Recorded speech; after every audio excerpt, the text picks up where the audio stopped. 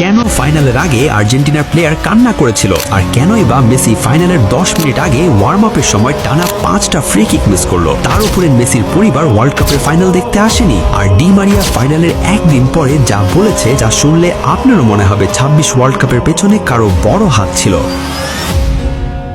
পুরো টুর্নামেন্ট জুড়ে আর্জেন্টিনা ছিল অপ্রতিরোধ্য। তাদের নিখুঁত পাসিং, শক্ত ডিফেন্স আর শেষ সময় লাউতারো মার্টিনেজের গোল, সব মিলিয়ে তারা ছিল চ্যাম্পিয়নের মতো। কিন্তু ফাইনালের দিন স্পেন ম্যাচের আগে দৃশ্যপট হুট করেই বদলে গেল। যে লাউতারো পুরো টুর্নামেন্টে দুটি ছড়িয়েছেন, তাকে ছাড়াই একাদশ নামানো হলো। 90 মিনিটের খেলায় আর্জেন্টিনা নিতে পারল না একটিও শট অন টার্গেট। 800 পাসের স্পেনের বিপক্ষে আর্জেন্টিনার পাস ছিল মাত্র 300। মাঠের ভেতরে প্লেয়ারদের খেলায় ছিল না কোনো জিতার তেজ।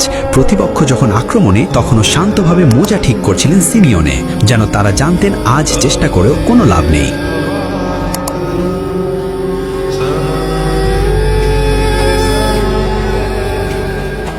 শুধু মাঠের ভেতরেই নয়, মাঠের বাইরেও ছিল অদ্ভুত সব ঘটনা। আর্জেন্টিনার প্রেসিডেন্ট শেষ মুহূর্তে তার সফর বাতিল করেন, মেসির পরিবার মাঠে উপস্থিত ছিল না, আর লেজেন্ড দিয়েগো সিমিওনোকেও মাঠে দেখা যায়নি। তাহলে কি এই অদ্ভুত পারফরমেন্স কেবল মাঠের কোনো ভুল ছিল, নাকি এর পেছনে ছিল অদৃশ্য কোনো শক্তির হাত? আর কেনই বা ম্যাচ শুরু হওয়ার আগেই এনজো ফার্নান্ডেজ কান্নায় ভেঙে পড়েছিলেন?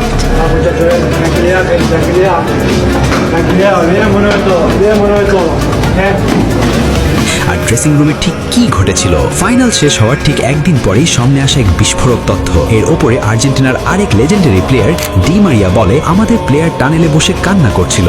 আমি রোমেরোর একটা স্টোরি দেখেছিলাম ইনস্টাগ্রামে, যেখানে সে লিখেছিল দ্বিতীয় হতে বাধ্য হওয়া। আমি তখনই বুঝে ফেলেছিলাম পেছনে কারো হাত আছে। ডি মারিয়া আরও জানায়, সে আর্জেন্টিনার স্টাফদের থেকে এমন খবরও পেয়েছে কিছু ব্ল্যাক স্যুট পরা মানুষ আর্জেন্টিনার ড্রেসিং রুমে এসেছিল। আমি প্লেয়ারদের এই কথা জিজ্ঞেস করলে তারা কোনো কিছু বলতে ইচ্ছুক ছিল না।